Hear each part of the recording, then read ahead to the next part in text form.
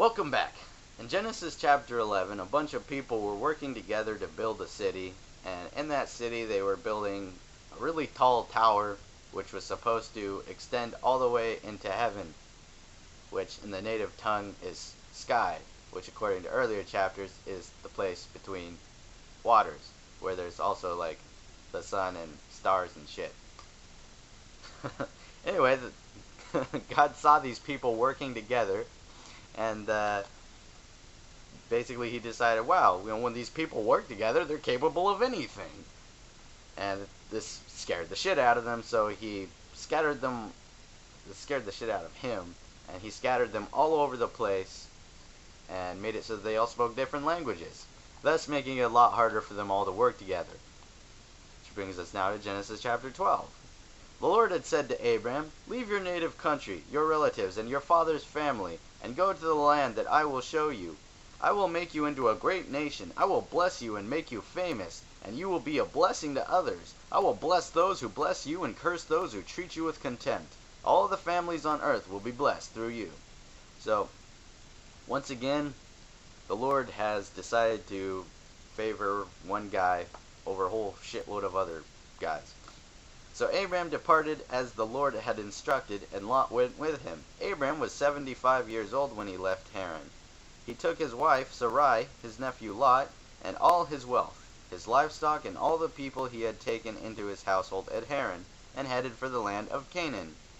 The land of Canaan, of course, is named after Noah's grandson Canaan, which Noah cursed because Noah's son saw him naked.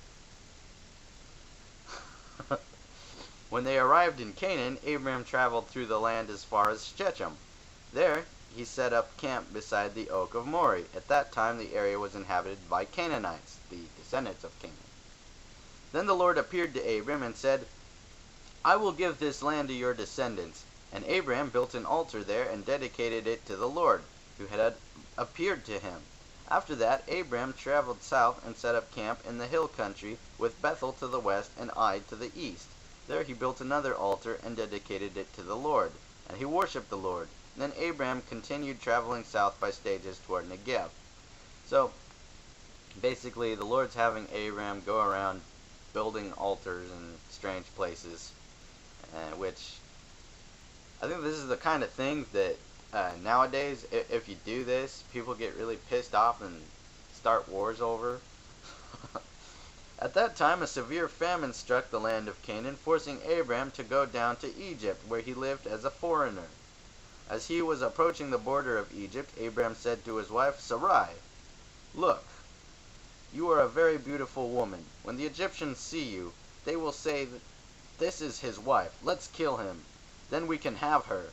So please, tell them you are my sister. Then they will spare my life and treat me well because of their interest in you." So basically, on his way to Egypt, he tells his wife to lie and say that she's his sister because he doesn't want to get killed and have people like rape her and shit. And sure enough, when Abram arrived in Egypt, everyone spoke of Sarai's beauty. When the palace officials saw her, they sang her praises to Pharaoh their king, and Sarai was taken into his palace. Then Pharaoh gave Abram many gifts because of her: sheep, goats, cattle, male and female donkeys, male and female servants, and camels. But the Lord sent terrible plagues upon Pharaoh and his household because of Sarai, Abram's wife. So Pharaoh summoned Abram and accused him sharply. "Why have you done this to me?" he demanded. "Why didn't you tell me she was your wife?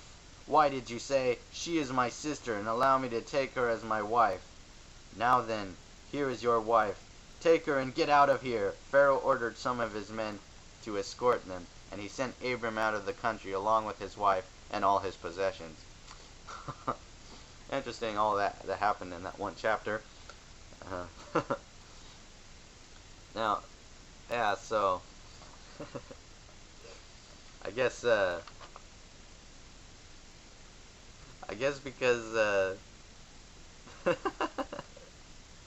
because the Pharaoh was treating Abram's wife as like though he was Abram's sister, which Abram and his wife were claiming that she was Abram's sister. Because of that, the Lord sends terrible plagues upon the Pharaoh and his household. I don't I don't really get the logic on that. Because this guy that the Lord is favoring, this Abram, and his wife are lying, this other guy gets fucked. That was Genesis chapter 12. We'll be back with Genesis chapter 13. Peace out.